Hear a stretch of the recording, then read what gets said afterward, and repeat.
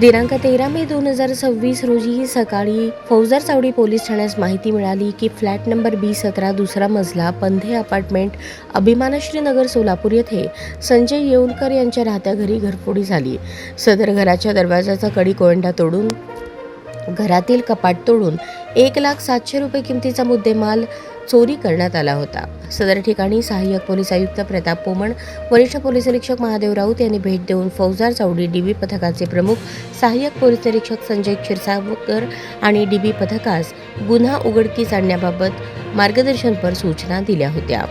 फौजदार चावडी पोलीस ठाण्याचे वरिष्ठ पोलीस निरीक्षक महादेव राऊत यांच्या मार्गदर्शनाखाली सहाय्यक पोलीस निरीक्षक क्षीरसागर आणि पथक यांनी तात्काळ सदर आरोपितांचा शोध सुरू केला।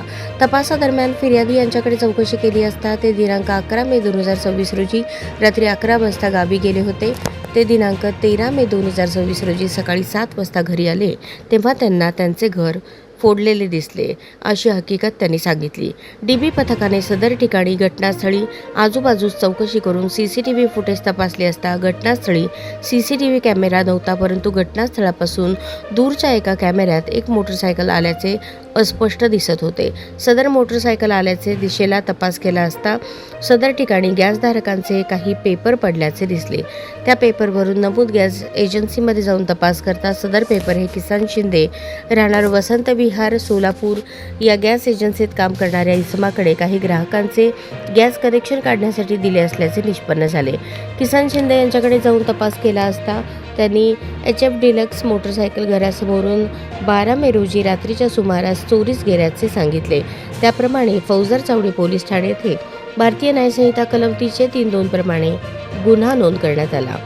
त्यानंतर सहाय्यक पोलीस निरीक्षक क्षीरसागर व पथकाने विविध ठिकाणचे सीसीटीव्ही फुटेज तपासले असता पुणे हायवेवरील बाळे ब्रिज येथे संशयित 2 आरोपित हे नमूद मोटरसायकलवर जाताना पहाटे 4:45च्या सुमारास अस्पष्ट दिसले।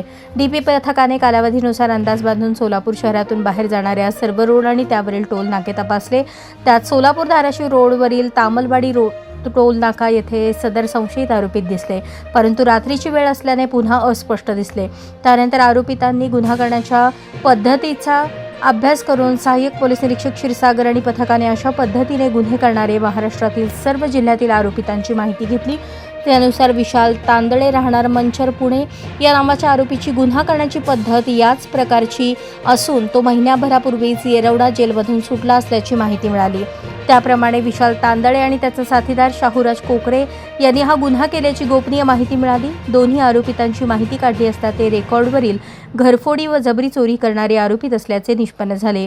सहाय्यक पोलीस निरीक्षक क्षीरसागर व पथक यांनी पुणे जिल्ह्यातील मंचर तालुका आंबेगाव येथे तपासकामी जाऊन आरोपी विशाल दत्तात्रय तांदळे यास ताब्यात घेतले।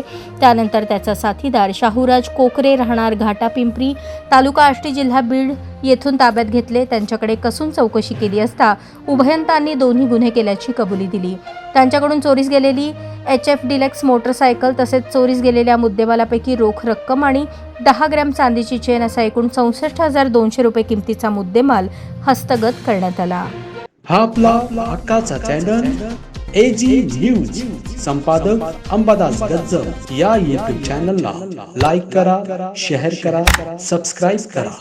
संपर्क 94 92 37 68 92।